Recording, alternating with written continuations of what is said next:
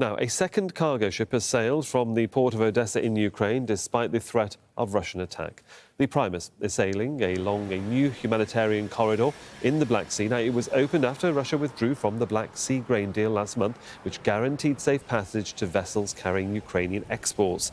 The Ukrainian government has warned of the threat from Russian warship attacks and mine explosions. Robert McBride is standing by for us in Kyiv, monitoring events for us. And obviously there have been some attacks in the northeast of the country, Rob, but the international community really continuing to hold its breath as another grain shipment leaves a Ukrainian port. That's right. This is seen as quite consequential. According to ship tracking apps, this vessel, it's on its way to Varna on the Bulgarian coast, and it's still on its way. It departed from the port city of Odesa on Saturday. It's only the second ship to depart from that port since the lifting, the Russia ended this grain deal, guaranteeing the safe passage of grain ships across the Black Sea. Now, this corridor has been set up without any agreement from the Russians. There is still the threat of sea mines, of potential attack. Also, the shippers have to contend with very high insurance rates. But this has been set up by Ukraine as a way of getting ships that have been stuck in Ukrainian ports since the start of the war to finally get them going again, but potentially in the future are trying to re-establish grain exports from the Ukrainian coast.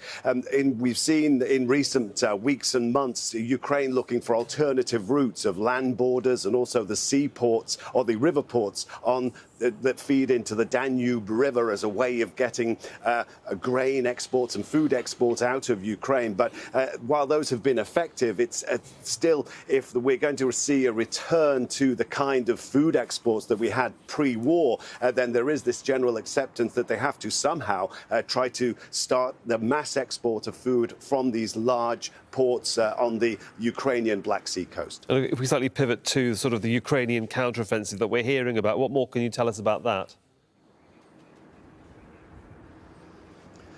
Yeah, there is still the focus tends to be on the southern front, especially around the village of Robotine. This is where the Ukrainians have, in the past couple of weeks, been making some progress against these formidable Russian defenses. There's been a lot of frustration, I think, from Western pundits, military experts about the lack of progress with this much vaunted, much longer-awaited counter-offensive that's been going on for a couple of months now. And there is some pushback, almost resentment here in Ukraine that these were unfair expectations about the pace of this counteroffensive, given the fact that the Russians have had months to dig in and create this defense in depth. There was also the breaching of the Kakhovka Dam, which flooded much of the front line where this counteroffensive would come. But also, as Ukrainians here will tell you, while they've had Western training and NATO equipment, what they still lack is air superiority. The idea of F-16s flying over the skies of Ukraine is still months away. And as they make the point that NATO forces would never dream of trying to have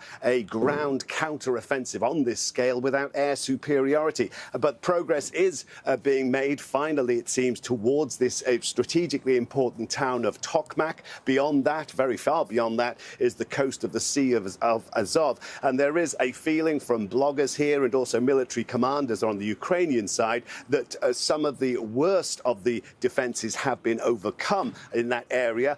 While there's still a lot of fighting to do, that we may see an increase in the pace of the Ukrainian advance. Rob McBride for us there in Kyiv. Thank you.